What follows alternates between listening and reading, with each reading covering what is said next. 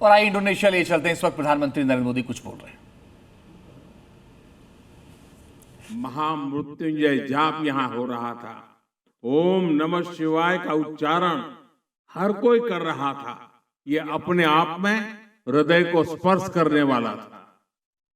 Whether it is doing the Kailas Mansarovar Yatra in Lhasa or coming here in this sacred temple here in Indonesia, I could hear the sacred mantras of Mrityunjaya reverberate. Om Namah Shivaya reverberate. This is our shared cultural heritage. और मैं देख रहा हूं कि Yogyakarta के इस भव्य मंदिर complex में अब जब हम पुनर्निर्माण का काम करने जा रहे हैं और ये यूनेस्को का वर्ल्ड हेरिटेज है, मुझे पूरा विश्वास है आज के बाद भारत के यात्री तो यहां जरूर आएंगे, मेरा पूरा विश्वास है। And in Yogyakarta temple, this temple, magnificent temple complex, we are undertaking the renovation work. This is also a UNESCO World Heritage Site. I can assure you, after our joint efforts at renovation, the number of tourists and devotees from India will grow exponentially in the times to come. दुनिया के दूर दूर क्षेत्रों में कहीं पर भी जाएं, हमें कहीं न कहीं भारत की सांस्कृतिक विरासत के दर्शन होते हैं। ये पूरे साउथ ईस्ट एशिया का दूसरा सबसे बड़ा हमारी विरासत की पहचान है। And whenever we travel across the world, we can see glimpses of Indian culture and heritage. Today, here I've had the privilege of offering prayers at Southeast Asia's second largest Hindu temple complex. इस मंदिर में भगवान शिव, मां दुर्गा और गणेश जी की प्रतिमाएं हैं। सदियों तक इस मंदिर में बहुत आस्था से पूजा होती रही है।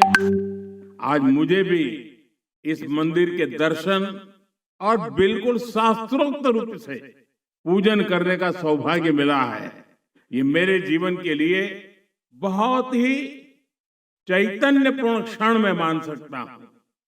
This temple houses the sacred idols of Lord Shiva, Goddess Durga, and Lord Ganesha.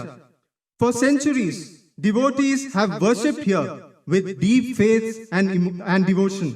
Today, I too had the privilege of offering prayers in the most traditional manner and in offering my respects in this sacred temple.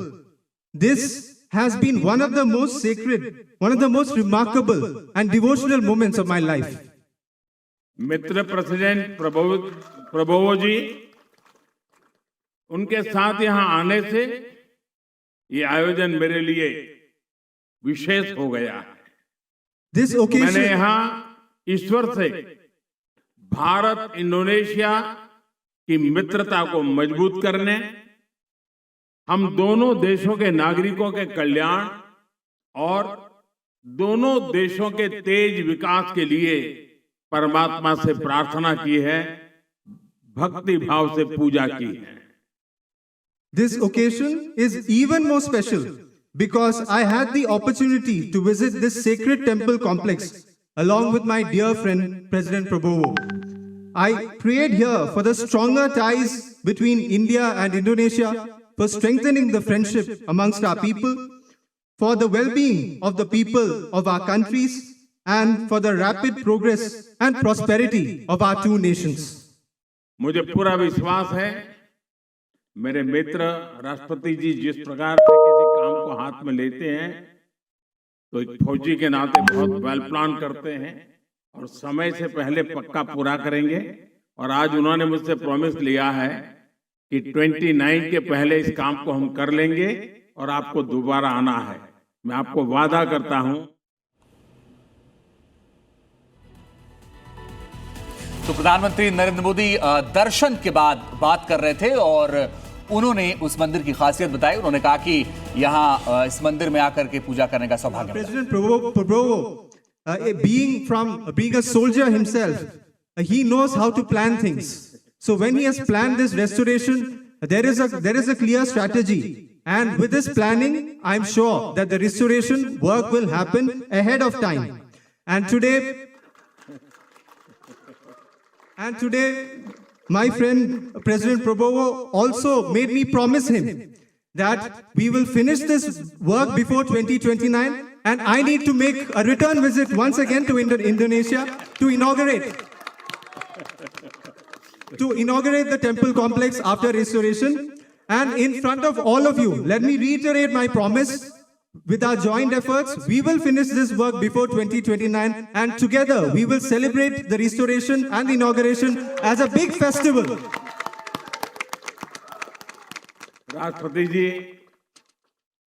Pelatih Mesir Indonesia में land हुआ और अब थोड़ी देर के बाद विदाई दूंगा, लेकिन आपने जो समय निकाला, पूरा समय आप मेरे साथ रहे और हर कार्यक्रम में जिस प्रकार से आपने बारीकी से इसका प्लानिंग किया, एग्जीक्यूशन किया, एक मित्र के नाते इतने शानदार स्वागत के लिए